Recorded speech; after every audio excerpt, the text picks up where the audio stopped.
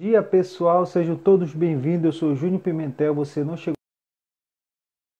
aqui para ter um propósito. Hoje nós estamos começando a segunda imersão sobre propósito de vida com o tema Renovo. Nós vamos receber pessoas incríveis, pessoas extraordinárias que irão contar aqui a sua história de vida, a sua história de transformação, a sua história de impacto e através da vida delas pessoas serão transformadas. Eu vou convidar aqui a primeira convidada pela manhã, que é a Selma. Deixa eu aceitar ela aqui.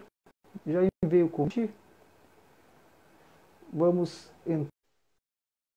Nós temos a primeira imersão. Você pode estar acompanhando aqui nas redes sociais. Essa primeira imersão ela já está salva, já está disponível.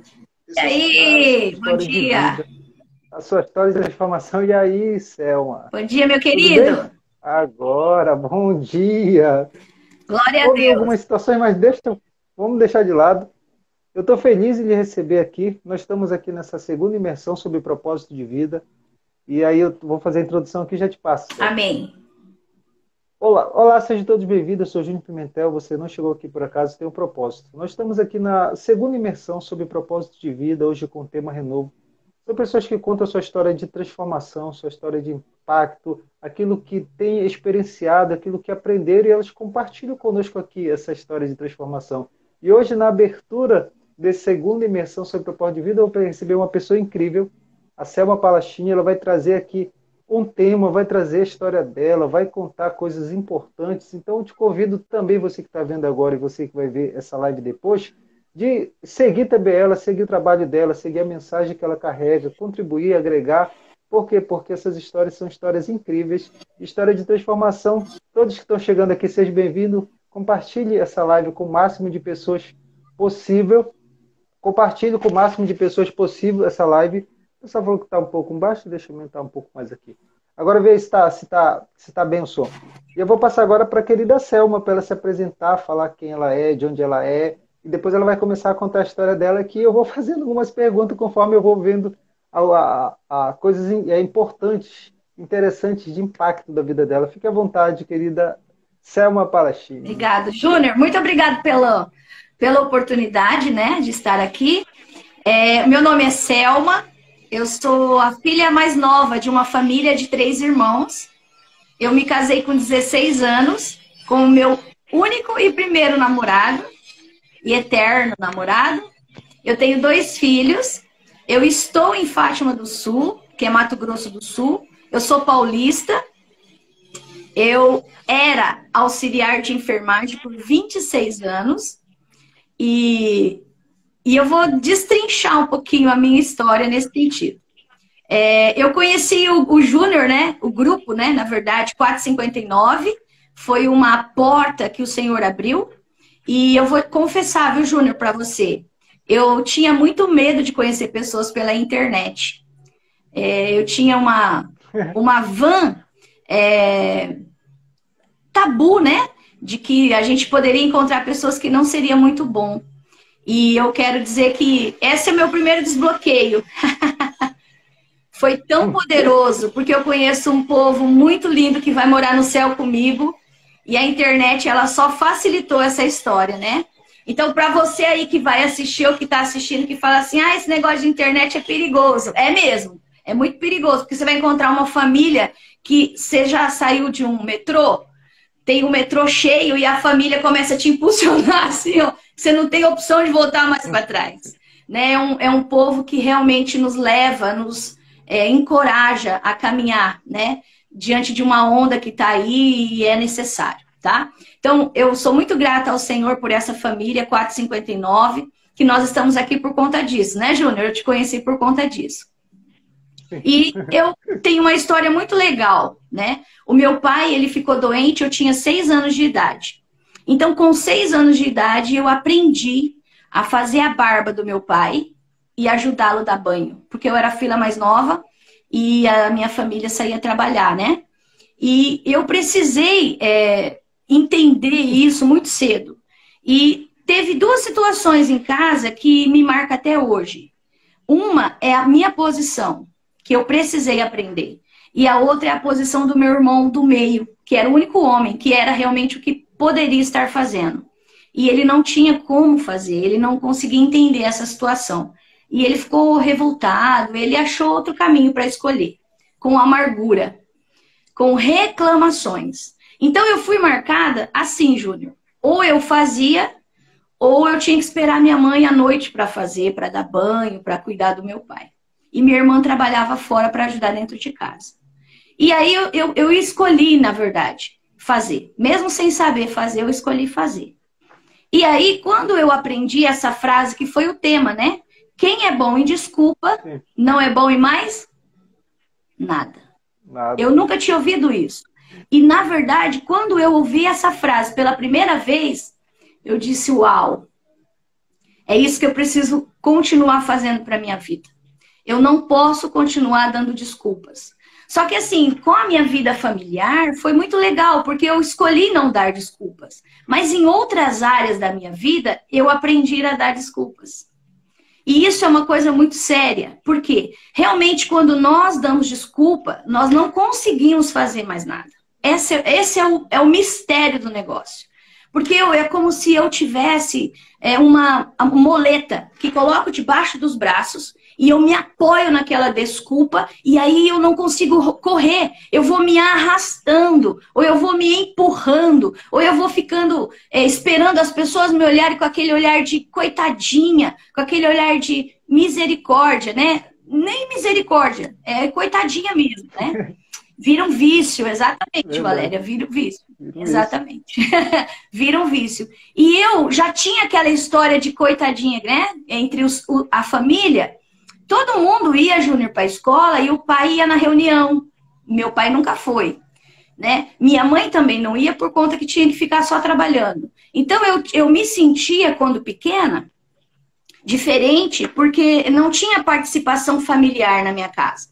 De nenhum sentido, né? Em qualquer sociedade, a minha família não aparecia. Sempre era uma aqui, outra ali, nunca junto, entende? E eu fui pegando isso para minha vida. E fui me tornando uma pessoa disposta a fazer o bem. Foi essa decisão que eu tomei. Eu pensava assim, quando eu fazia a barba do meu pai com 6 anos, que eu tinha aquelas agilete antigas, sabe, Júnior? E eu tinha medo de cortar o rosto dele. E eu dizia assim para ele, fica quietinho, para mim não te cortar. E eu levantava assim e ia fazendo. E era a maior experiência da minha vida. Era fazer a barba do meu pai. E eu me emociono muito porque meu pai foi o único meu amigo quando eu era na infância, quando eu era pequenininha. Só que ele não me ensinava, Júnior, porque ele não sabia. Ele teve um derrame cerebral, então a mente dele não era muito certo, entende? Ele ficava confuso e tal. Entendi. E, na verdade, a gente tinha um papel inverso. Eu, com 6, 7 anos, eu tinha que ensiná-lo a pôr comida na boca, dizer mastiga. Então, foi uma fase muito linda na minha vida, que mudou o meu coração, Júnior. A partir disso, Júnior, eu decidi cuidar de pessoas. Eu só sei cuidar de pessoas. Então, aí foi a virada. Com 6 anos. Aí foi a virada de chave, né? Foi um carimbo que Deus me deu. Tipo assim, ó, cuida de pessoas. E eu comecei a cuidar. A minha mãe era enfermeira, né? Trabalhava no hospital por 30 anos. E eu acompanhava e eu comecei a cuidar. E eu amo cuidar de pessoas mais velhas, né? Eu amo cuidar de pessoas psiquiátricas.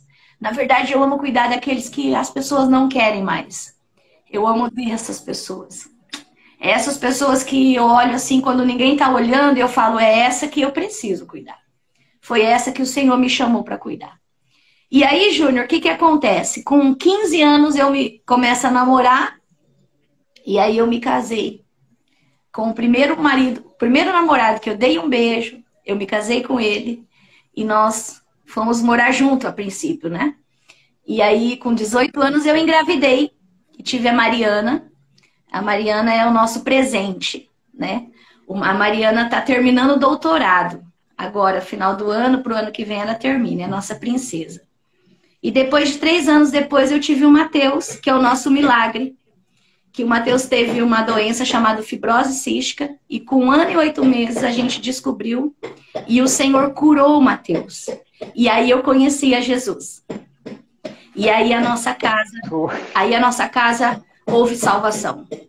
E quando o Senhor curou o Mateus, a gente vivia assim numa vida muito difícil, né? Vendemos casa, financeiramente nós ficamos falidos por conta do tratamento.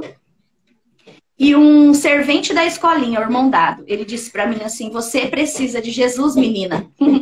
E eu disse: eu sei, mas me fala onde ele tá, porque eu não acho ele em lugar nenhum. E aí, Júnior, eu ia em tudo quanto é lugar para achar Jesus. Até na encruzilhada eu fui. Até na Marricari eu fui. Até na Xexinoe eu fui. Aonde você falasse assim, ó, Jesus está ali, eu ia. Curandeiro, benzedeiro, onde você disser. E aquele homem disse para mim: você precisa de Jesus. E eu disse: eu sei, mas eu não acho ele em lugar nenhum. Júnior, eu me lembro que eu tinha que ir na Marricari. É uma seita, né? E não pode entrar descalço. E eu precisava de meia para entrar. Só que eu não tinha uma meia que não tinha um furo. E eu peguei meia emprestada para mim e para o meu esposo, para a gente entrar lá. E nós fomos, porque naquele lugar era um lugar santo, né? Eles diziam que era um lugar santo e não podia entrar nem a pé, nem descalço e nem de sapato. E tinha que ser de meia. Nós não tínhamos meia para vestir. E nós fomos. Então, aquele senhorzinho, quando me chamou para ir naquele lugar, eu fui naquela igreja, naquele templo, que não tinha piso, não tinha forro, e aquele lugar foi cheio do poder de Deus. E o Senhor curou meu filho a partir daquele dia. E nós começamos um tempo de restauração, que eu estou vivendo até hoje, esse tempo. Até hoje eu vivo esse tempo na minha vida. Ser restaurada todas as manhãs. Todas as manhãs. Então, nós temos um casamento de 30 anos com 2 filhos. A nossa princesa, que é o nosso presente, e o nosso milagre, que é o Mateus, que é casado. E eu ganhei uma filha chamada Dora. E aí, então, eu continuei sendo auxiliar de enfermagem. Funcionária pública, exonerei 3 vezes o cargo. E aí eu tive a oportunidade de vir morar em Fátima do Sul. Porque o meu esposo trabalha numa empresa há muitos anos. Há mais de 30 anos. E ele foi convidado a vir. E eu orei ao Senhor por 1 ano. E perguntei para o Senhor se era a vontade dele. E eu pus em prova a minha filha passar numa faculdade federal, que aos meus olhos era impossível isso acontecer. E para honra e glória do Senhor, ela só passou na federal. E nós entendemos que era para a gente vir para cá. E eu estou em Fátima do Sul há 10 anos, 12 anos mais ou menos, no qual ela já está até terminando o doutorado.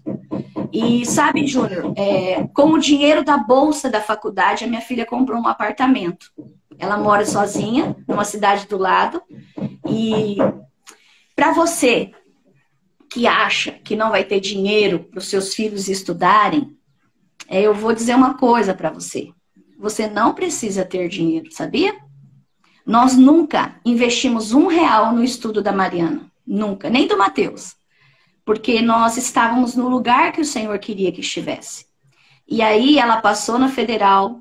E nós nunca pagamos nada, nem R$1. A gente pagava o ônibus, tá? Somente o ônibus para sair de uma cidade para outra. E eu sei que isso é um sonho de toda a família, né? Você que mãe, né? Você que quer que seu filho estude. Você só precisa estar no lugar certo. A semente, para ela germinar, ela só precisa ter contato com a terra. Só isso. Se ela tiver na sua mão, não adianta ter semente. Se ela tiver no seu embornal, não adianta ter semente. Se ela tiver, por exemplo, você fala assim, eu preciso comprar a semente ou ganhar a semente. Mas você precisa jogar a semente. Né? O Senhor nos trouxe para Fátima do Sul. O Senhor mudou a nossa vida, né? Tem mudado todos os dias. E eu posso dizer, sabe, Júnior, que eu sou a mulher mais feliz desse mundo. Porque eu só faço o que eu quero. Só por isso eu sou feliz. Só por isso eu sou feliz. Porque hoje eu entendi que eu só preciso fazer o que o Senhor quer que eu faça. E eu decidi, Júnior, viver a vontade de Deus na minha vida, entende? Eu não quero viver mais eu, mas eu quero que Cristo viva em mim. E quando eu decidi isso, Júnior, não tem peso, não tem força, não tem, Júnior, não tem. Você não é difícil. É como engolir a água, ó. É natural. Não precisa ter força. Meu Deus. Quando tem gente engolindo água assim, ó, que não consegue descer, porque não consegue entender o tempo e o propósito que Deus tem para a vida dele. E enquanto você ficar lutando, meu querido ou minha querida, com isso, eu vou dizer para você, você só está perdendo tempo. Porque o que nós precisamos entender é que nós precisamos render à vontade de Deus, render a deixar o agir de Deus na nossa vida. Né? Tem um louvor que diz: o agir de Deus é lindo na vida de quem é fiel. No começo tem prova amargas, mas depois tem sabor de mel. É mais ou menos isso, né, Júnior? É mais ou menos isso. É mais ou menos isso. Bora lá, você quer falar? Senão eu vou ficar falando. Não, como a gente está aqui, aí a gente sempre deixa livre cada convidado para contar a sua história de transformação, de luta. Eu já peguei muita coisa aqui importante nessa tua introdução aqui. Eu só vou tecer um comentário bem curtinho e depois tu continua. Por causa do ambiente que tu nasceu, né? Uma coisa que eu já observei sobre propósito de vida, no qual eu tenho estudado e pesquisado há muitos anos, que a gente nasce num ambiente, e aquele ambiente que a gente nasceu é para a gente nascer lá mesmo. Eu sempre falo para todo mundo. Tem uma pergunta no meu livro que eu já botei data para lançar ele. Eu estou no último capítulo, que é O Segredo do Seu Nascimento, e eu botei data para lançar ele dia 25 de dezembro. Uau! E nele eu falo a seguinte frase. Eu começo com uma pergunta. Eu disse: você já pensou a probabilidade do seu nascimento? Você já alguma vez na vida já parou para pensar a probabilidade do seu nascimento? Por que você nasceu? Porque para que isso acontecesse, o teu pai e a tua mãe deveriam nascer num tempo. Eles teriam que se conhecer, porque hoje na Terra tem quase 8 bilhões de pessoas. Então eles têm que se conhecer, entre 8 bilhões, eles têm que nascer num tempo, tem que estar num lugar e tem que se conhecerem. E para te nascer, ele precisa da informação do pai e da mãe, né? Que é o esperma e o espermatozoide e o óvulo. E a partir daquele momento começa a história de vida da pessoa. E eu faço essa reflexão, só que algumas pessoas questionam o ambiente que nasceram. Só que é para elas ter sido lá. Que se o pai e a mãe não encontrassem, não tinha como ela nascer. Independente do contexto que aconteceu para que a pessoa visse. Mas a partir desse nascimento, o que eu observei, algo que tu colocou aqui que é muito extraordinário, que é isso que eu quero compartilhar com eles, porque vai ativar muita gente aqui, pessoas que vão ver essa live depois vão entender também. Porque a gente nasce num ambiente, mas a gente pode tomar a decisão de como nós vamos lidar com esse ambiente. Porque é incrível, por exemplo, a minha mãe e meu pai fizeram bastante filhos, né? Tinha uma família bem grande. Fizeram 14 filhos. Uau! Então hoje nós somos 9 vivos ainda. Já faleceram 5, mas nós somos 9 vivos. E todos nós temos uma característica diferente, né? De como filho, mas nós nascemos no mesmo ambiente. Nós recebemos os mesmos ensinos. Nós recebemos as mesmas instruções, o mesmo amor, as mesmas compreensões, mas só que nós tomamos rumos diferentes. Exatamente. E aí, quando a gente está junto, alguém vai falar assim: não, porque se teve mais oportunidade, não teve. Foi a questão da decisão. Exatamente.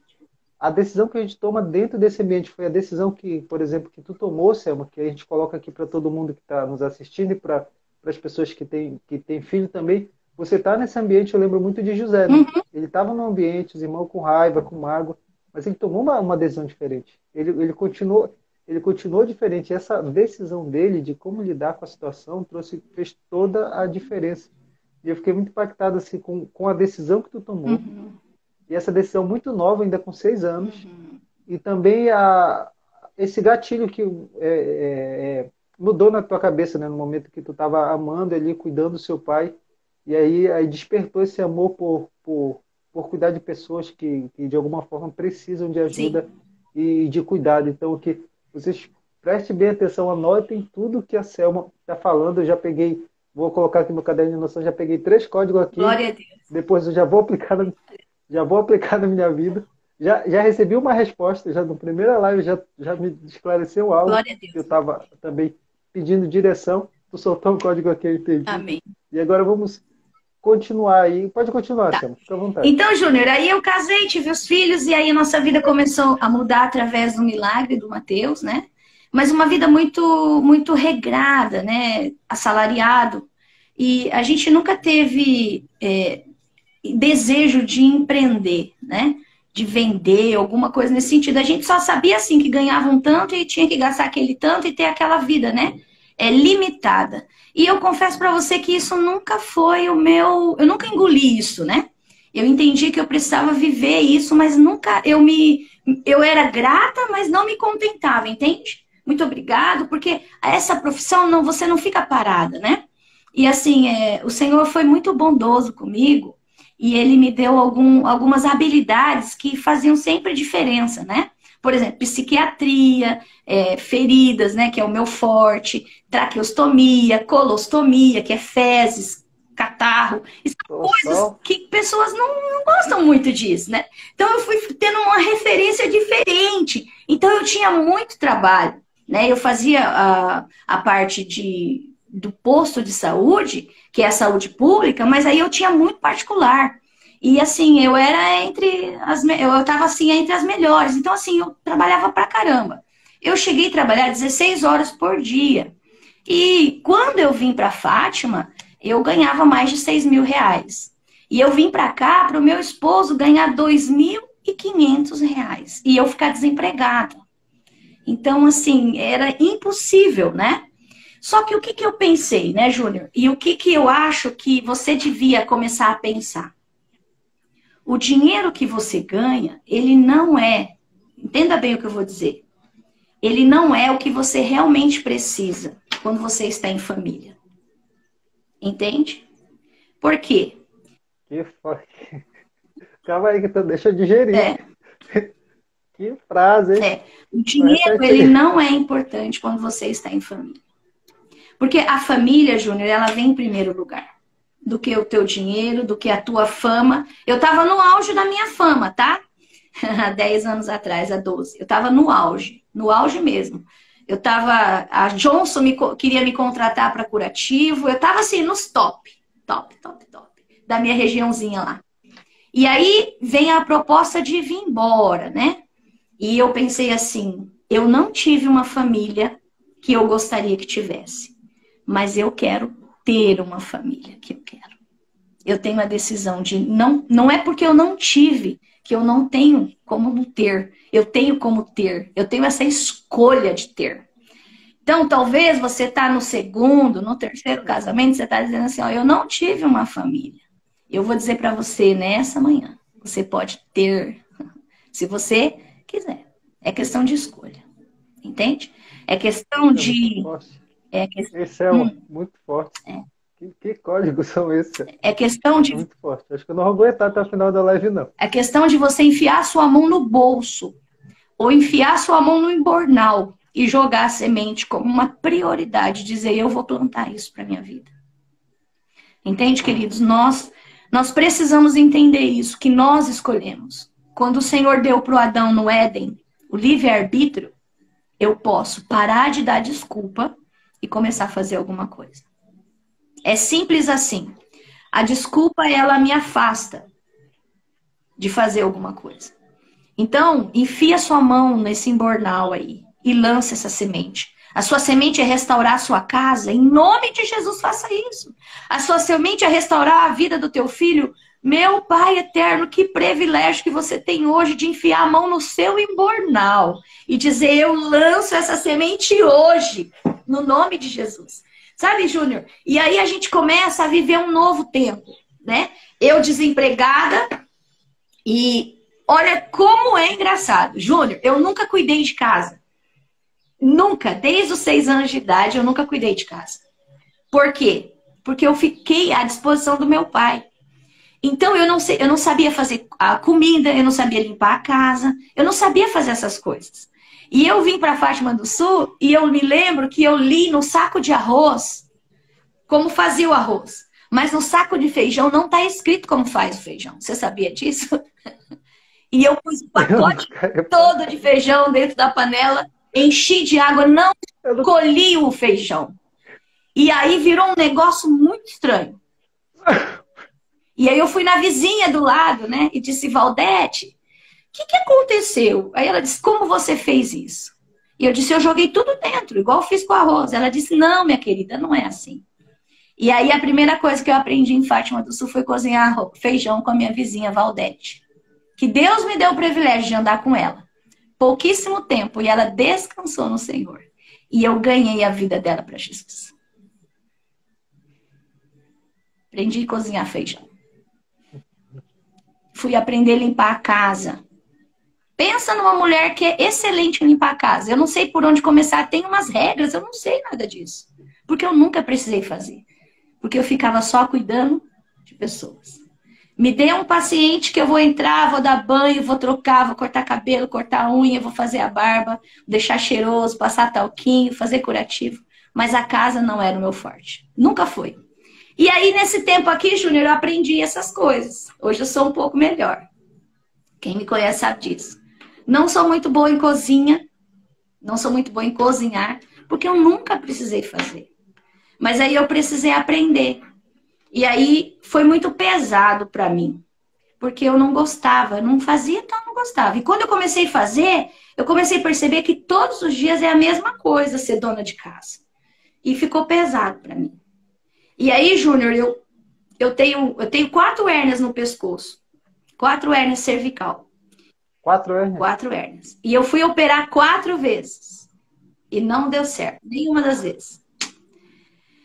Ai, foi outra experiência poderosa. E aí eu precisei ficar de licença. Quando eu estava vindo para Fátima, eu já fiquei de licença por conta da dor. Era uma dor intensa. E virou um ciclo vicioso, né, a minha dor. Virou um ciclo vicioso. Não quebrava. E aí eu fazia cocô toda hora de dor, vomitava toda hora de dor. E eu até contei, né? Eu estava dando um testemunho esses dias, eu contei para a pessoa. Não tinha neuro que me dava conta. E aí um dia eu estava num sábado de manhã, assistindo a TV, Júnior, e o Malafaia, o Silas Malafaia, falou assim: ô crente, ignorante.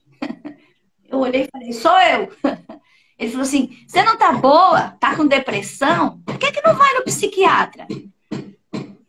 Aí eu falei assim: por que crente não vai no psiquiatra? Aí ele falou assim: larga de ser ignorante. Você precisa ir no psiquiatra. E aí eu levava meus pacientes para o psiquiátrico, né? E eu cheguei lá, marquei a consulta, né? E falei pro meu amigo lá que é psiquiatra, falei: doutor, você sabe que eu não acredito nisso. Você sabe que eu não gosto de você nesse sentido. Eu só gosto de trazer meus pacientes que são perturbados. E a perturbada não aceitava. E aí, Júnior, ele começou a rir. E aí ele falou: você vai precisar tomar um remedinho, Selma. Porque o ciclo vicioso, seu cérebro, como doeu muito, ele só ficou somatizando isso. Então você precisa de ajuda química. E aí, Júnior, nessa fase, eu aprendi a não ser tão ignorante. É uma palavra forte, ignorante. E eu não aceitava que ninguém me falasse isso. Mas assim, foi aí que virou a chave da minha cabeça. Porque assim, eu vinha com uma vida muito pesada. Cuidado, meu pai era pesado, era muito cansativo, Júnior. Foram 24 anos. Foi muito pesado. Muito pesado. Tinha dia que a gente achava que não dava conta. E aí o que acontece? Eu adquiri de peso, tá, Júnior? De pegar no colo, tá? Porque eu pegava ele no colo. E aí, então, eu comecei eu não entendia muito sobre depressão, eu não aceitava, eu achava que quem tinha depressão era uma pessoa fraca, uma pessoa que não tinha Deus, que eu tinha que ser forte, que tal e tal e tal. E aí o Malafaia fala da ignorância e eu engoli duro aquilo e pensei: vou ligar para o meu amigo lá. E ele me atendeu, começou a me medicar e me explicou que são químicas que a gente às vezes precisa, e foi explicando, e foi explicando. Ô, Júnior, eu comecei a tomar o remédio. E aí eu fiquei pirada. Pirada. Eu levantava à noite, eu conversava, eu brigava com meu marido para ele sair da cama. No retorno, ele falou: e aí, a medicação deu certo? Você tá dormindo bem e tal? Eu disse: sim, tá tudo bem. Ele fazia assim, ó. Não tá, não. Ela me tira da cama. Ela fica falando coisa com coisa. Então, a gente passou por várias experiências, sabe, Júnior? E aí o doutor mudou a medicação e eu tomei a medicação por mais ou menos uns 8 anos. E aí eu parei de ter dor, eu não tenho mais dor, né? Na cervical. Só que eu aprendi uma coisa, Júnior, que eu não sabia. Que foi o mais difícil da minha vida. Eu não sei você, Júnior. Você parece ser... eu sou eu sou hemorrágica. Eu não sou sanguínea, entendeu? Eu sou hemorrágica. Já viu falar essa palavra? Tem o sanguíneo, né? E o hemorrágico. Eu sou hemorrágica. Só que tratada hoje. Para mim, as coisas, Júnior, ou era 8 ou era 80. Eu não conseguia, Júnior, achar esse equilíbrio, entende? Para mim era tudo ou nada, porque na minha vida foi assim, tudo ou nada. E eu não conseguia achar esse equilíbrio. Quando eu tinha meu pai doente, era muito ruim. Depois o pai descansou, aí foi para tudo, sem nada. Entende? Tudo na minha vida era muito intenso. E eu não conseguia achar o equilíbrio. E aí, eu precisei entender esse equilíbrio. E é muito difícil, porque tem a ver com a nossa personalidade. Tem a ver com o nosso orgulho. Isso. Tem a ver com a nossa opinião já definida. Né? Por exemplo, eu não aceitava opinião. Eu era uma pessoa que eu falei, tá falado, tava certo, acabou. Então, eu era uma pessoa de muita difícil convivência. O meu marido é um homem de Deus, né? Ele é um lorde. Ele é muito... É o homem mais lindo desse mundo. Selma, que incrível. Selma, tu passou um código aqui muito forte, que eu preciso reforçar ele, porque como está evidente aqui em quem está ouvindo, para eles deixarem bem claro. A Selma falou algo importante aqui, preste bem atenção, se vocês estiverem me ouvindo bem aí. Ela falou sobre o princípio da ignorância. O princípio da ignorância. O princípio da ignorância, uma pessoa ignorante não é uma pessoa truculenta, não é uma pessoa com raiva, não é uma pessoa que trata mal as pessoas, não. A ignorância é o seguinte, é a pessoa que desconhece uma informação. Uma pessoa ignorante, ela não tem clareza de uma informação, é uma coisa simples. E outra coisa, eu estava tratando isso essa semana na mentoria, que estou fazendo em grupo, sobre isso, sobre entender o princípio da ignorância. Quando a gente desconhece uma informação, o que acontece na gente? Gera o quê? Gera perturbação, gera falta de clareza. Eu vou passar um código para vocês, porque a Selma falou aqui, aí explodiu na minha cabeça e eu relembrei aqui. Preste bem atenção. Vou usar um exemplo aqui. Como o demônio, o diabo, ele controla as pessoas. Por incrível que pareça, um dos nossos maiores adversários, teoricamente, não é o pecado, não é o diabo. O pecado, sim, porque por causa da queda do homem, o diabo, quando faz as obras dele, sabe qual que é a ignorância. O povo foi destruído por falta de conhecimento e ignorância. Eu vou passar algo para vocês. Vocês sabiam que no hebraico, a palavra ignorância, na sua transliteração, ela tem o conceito de trevas? De trevas? Ignorância é trevas. Quem é o príncipe das trevas? Satanás. Quem é o príncipe das trevas? Então preste bem atenção. Ele domina você pela sua ignorância. Ele governa sobre a sua vida pela ignorância. E incrível que a palavra conhecimento no hebraico, na transliteração, significa luz. Luz. Quem é o príncipe da luz? Quem é o príncipe do conhecimento? Conhecereis a verdade, e essa verdade vai trazer o quê? Esclarecimento sobre a sua cabeça, sobre o seu coração. Então, existem 3 princípios que eu ensino na mentoria que a Selma ela pratica. Eu já vi que ela pratica, que é o quê? Primeiro, as pessoas são ignorantes no seguinte, não que elas são truculentas e tratam as pessoas mal. Eu falei, ela desconhece uma informação.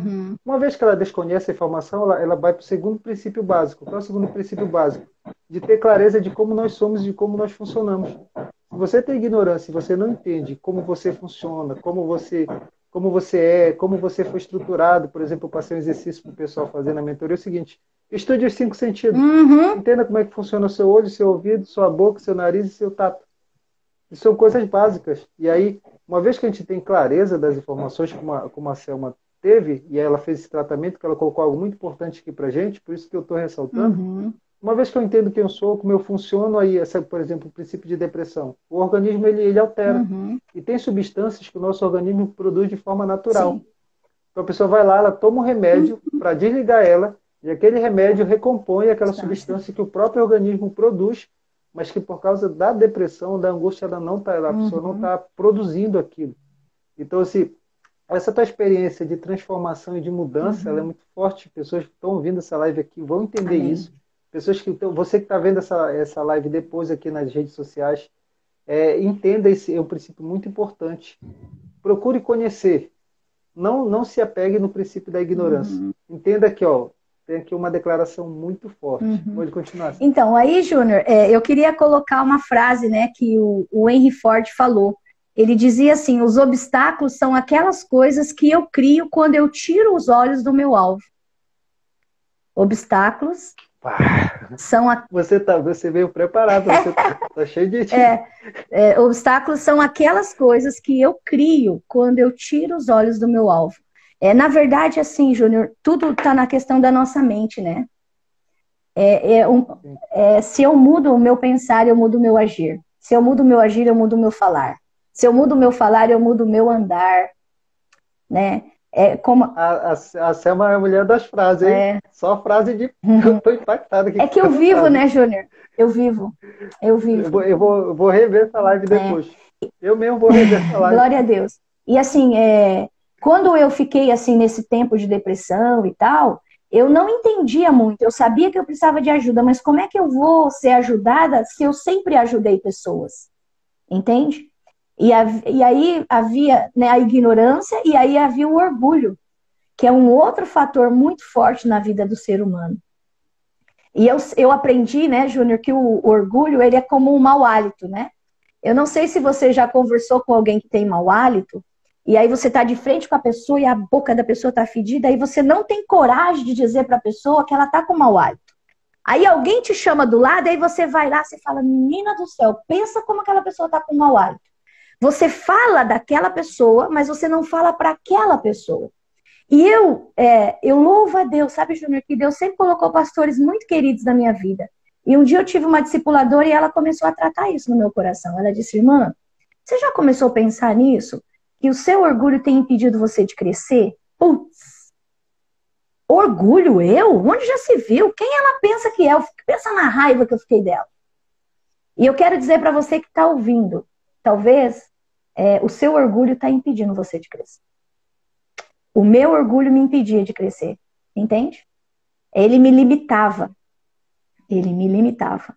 Porque quem é bom em desculpa não é bom em mais. Não é bom em mais. Em mais. Não é em algumas coisas. Se você fica dando desculpa para a sua vida, queridos ou queridas, você não é bom em mais nada. Eu era assim. Essa é a frase da minha vida.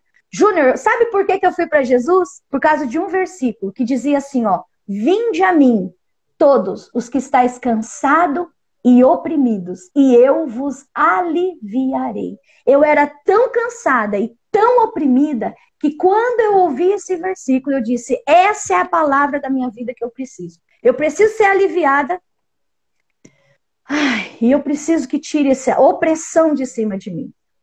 E aí, Júnior, Jesus começou a agir na minha vida. Hoje eu tenho 26 anos, acho que de serva de Deus, que crente, né? Que eu creio no Jesus. Mas eu vou te falar uma coisa. Tem 2 anos mesmo que eu consegui usufruir. Olha só. Por conta da ignorância, por conta do orgulho, por conta de achar que sabia tudo. E na verdade eu não sabia, era nada. Porque hoje, Júnior, sabe o que eu vivo, Júnior? O que Jó disse no versículo 42 da vida dele. Ele disse assim, ó, antes eu te conhecia de ouvir falar, mas hoje eu consigo caminhar com o Senhor. Entende? E, sabe, Júnior, eu decidi, né? Na verdade, eu decidi, dia 28 de dezembro do ano passado, viver um novo tempo, viver uma nova história. Então, eu estava trabalhando como auxiliar de enfermagem na minha cidade, e aí, no meio de uma pandemia, eu disse, eu vou pedir demissão e eu vou fazer o que o Senhor quer que eu faça. Mas o Senhor quer que eu faça é cuidar de pessoas, não é? Desde lá dos meus 6 anos de idade, Ele me deu esse chamado. Só que aí, Júnior, o Senhor me mostrou que eu vou cuidar de pessoas, mas eu não vou cuidar da carne das pessoas. Eu vou cuidar do coração das pessoas. O cuidado continuava o mesmo, só que a forma seria diferente. Porque eu tinha entendido, e eu já tinha passado nessa aula, nessa faculdade da vida, e que eu estava pronta. E aí eu conheci o Pablo, né? Eu conheci o Pablo através do Kaiser, que o meu filho fazia um curso com ele. E aí eu aprendi de uma forma leve ser crente. Aí eu aprendi a não ter religiosidade. Aí tudo, ó, ignorância, orgulho e religiosidade. 3. Tem mais, tá? Mas se eu ficar aqui, vai ficar muito. Mas eu queria ressaltar esses 3. E aí, então, eu conheci o Pablo. Mas tá tudo bem. Para mim, Júnior, falar de Jesus é tranquilo, viu? Eu consigo colocar Jesus em qualquer situação da minha vida. Só que não de uma forma religiosa mais hoje. E aí, Júnior, para falar de Jesus hoje numa pandemia, precisa da internet. E aí, Júnior, eu não sabia nem aonde colocar o fone de ouvido no celular. Eu fazia caminhada com o celular perto do ouvido, porque eu não sabia colocar o fone. Eu não sabia o buraquinho que coloca o fone de ouvido. E não fico triste em falar isso, eu fico muito feliz. Hoje eu coloquei, ó, para ouvir você melhor. Eu já sei onde coloca. Eu não sabia dar o Ctrl+P, Ctrl+Z lá. Eu não sabia onde fazia uma live, eu não sabia nada de internet.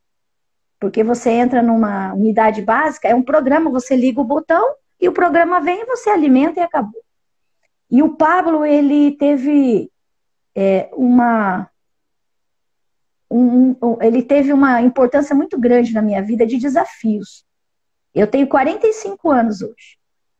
E eu falei, esse cara é louco. E eu sou louca também, então vai dar tudo certo. E eu comecei a assistir ele e fazer as coisas e comprei o curso. Ó, pedi demissão, com o meu acerto, eu comprei o curso, tá? 10 em 1. Adivinha quanto sobrou para mim? De dinheiro? Nada, nem R$1. Nada. Aí, tem que fazer atividade física. Eu odiava fazer. Precisei fazer atividade física. Mas aí, Júnior, eu não tinha um tênis bom para fazer atividade física. Eu queria andar de bicicleta, mas eu também não tinha uma bicicleta boa.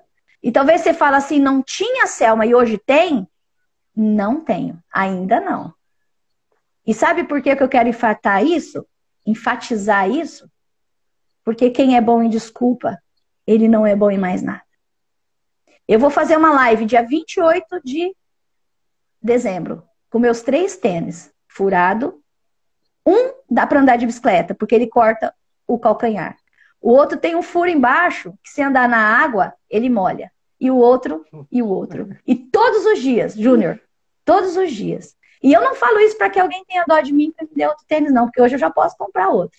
Mas eu digo pro meu cérebro assim, todos os dias, quando eu coloco os tênis, eu digo assim, eu só vou trocar até você entender que quem é bom de desculpa não é bom em mais nada. Então, todas as manhãs, quando eu pego os tênis, eu escolho qual eu quero. Um pior que o outro. Eu digo assim, você não precisa de um tênis bom para caminhar. Você só precisa querer caminhar. O que eu quero falar com isso, Júnior? Nós não precisamos de coisas para fazer. Nós não precisamos de nada, nós só precisamos querer fazer. O querer e o efetuar está dentro de você. Entende? Esse é o segredo da vida. As pessoas querem falar que não conseguem uma coisa por causa de outra coisa. Ela condiciona. Eu não faço isso porque eu não tive isso. Eu não consigo isso por causa daquilo. Querido, em nome de Jesus, isso é uma mentira. Não, você não precisa. Você já tem tudo que você precisa. O que você precisa? Ter vida. Você está vivo. Enquanto a vida há esperança. Enquanto a vida, você pode fazer tudo o que você quer.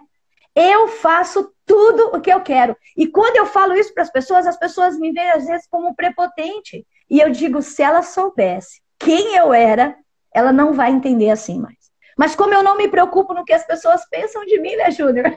Para mim tá tudo bem. Eu pouco me importo disso, né? E para mim tá tudo muito bem mesmo. E eu faço isso, Júnior, todas as manhãs com os meus tênis, que é uma coleção maravilhosa. Eu vou fazer um videozinho com eles para mostrar para mim que eu não preciso ter para mim ser. Eu preciso ser para mim ter. Entende? Eu preciso ser quem eu quero que eu seja. Quem eu quero que o Senhor quer que eu seja. É só isso que eu preciso. E quando nós entendemos quem o Senhor quer que nós sejamos, tudo isso muda. É muito natural. Olha só, a água, né? Ela se adapta muito rápido. Imagina um rio, quando vem alguém e coloca um monte de entulho. Ela naturalmente ela vai pegar o percurso e ela vai continuar a sequência dela, da vida, né? Uma árvore, ela quando nasce também, eu tenho aqui, ela cai entre um vão de um concreto, ela vai fazer o percurso natural dela.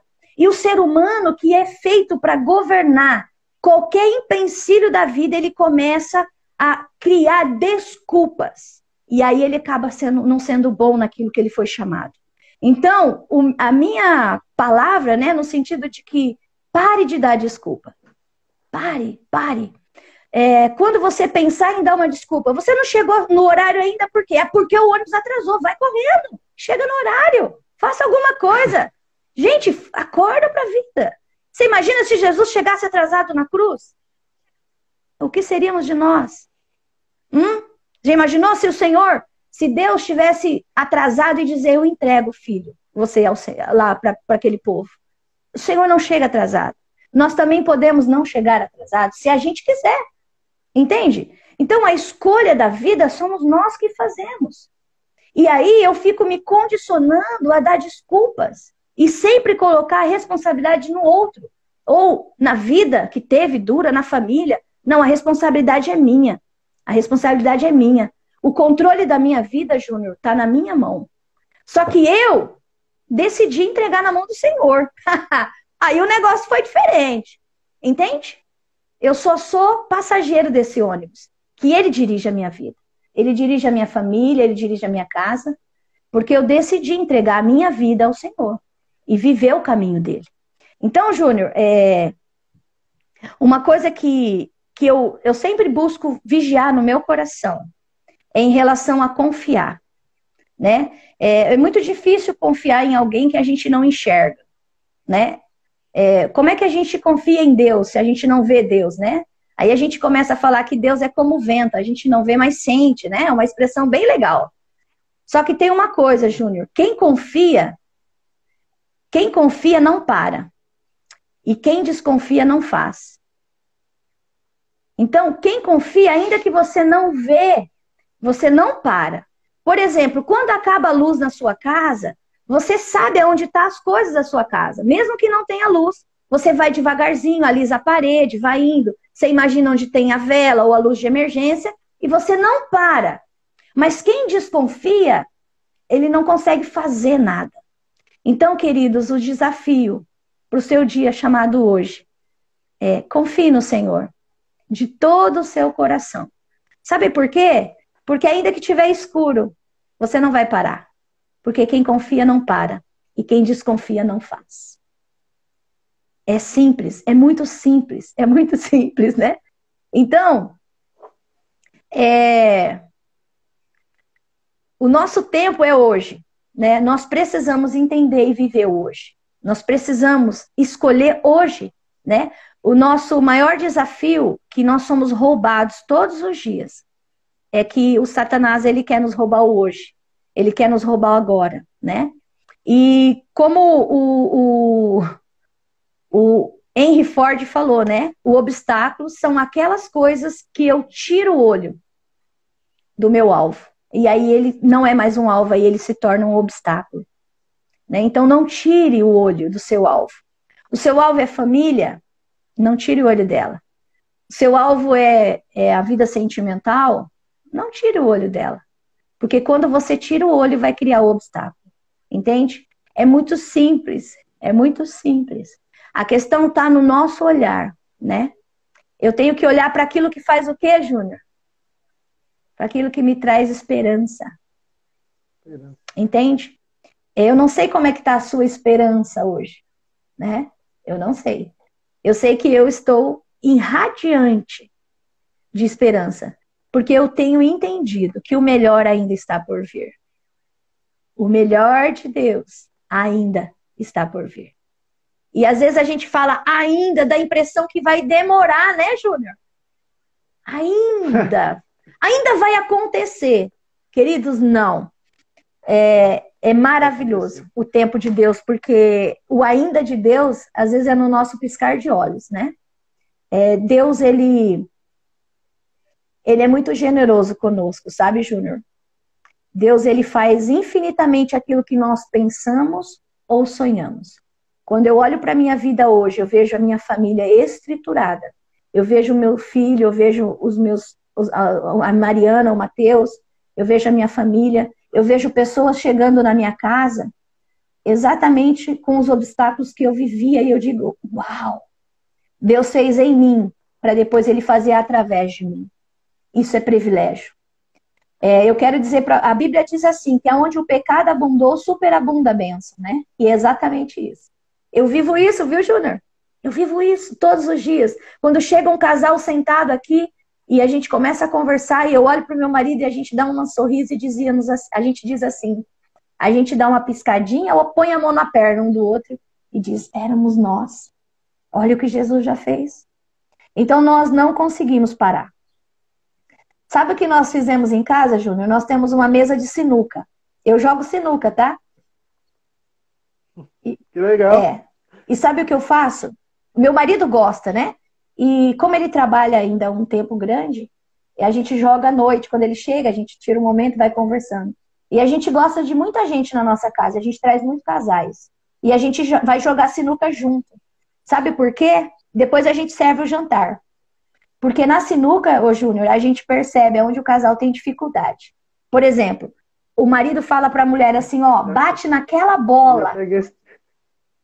Aí a mulher olha com uma raiva para ele, tipo, quem é você para mandar em mim? Aí a gente já percebe, ó, ela não consegue ser orientada por ele, ela tem essa dificuldade. E aí a gente dá uma piscadinha um pro outro e deixa torar.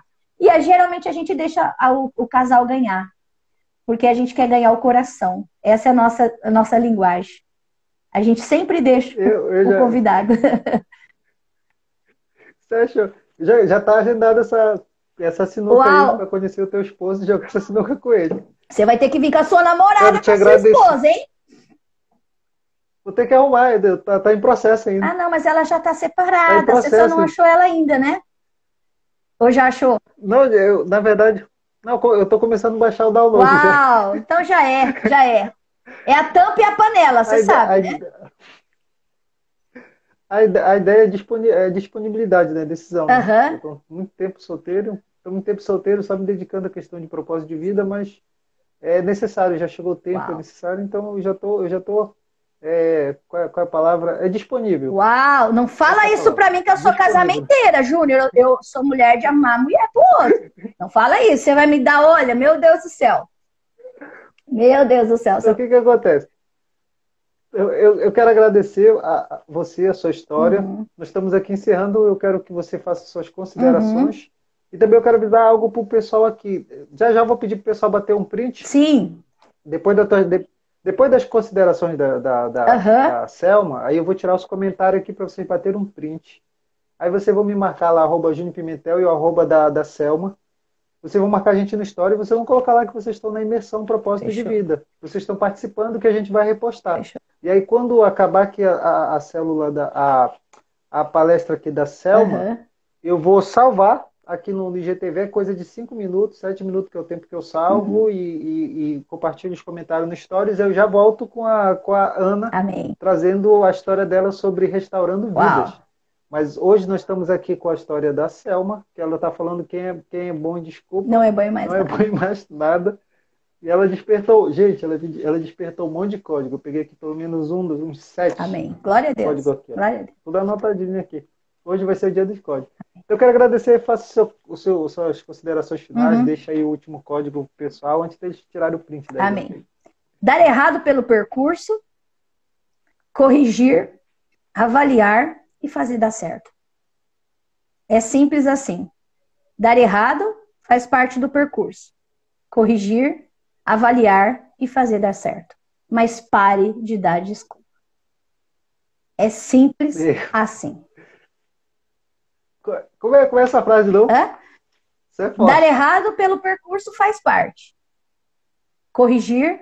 Dar errado pelo percurso. Faz parte. Corrigir. Faz parte. Corrige, avalia e faz dar certo. Mas para de dar desculpa.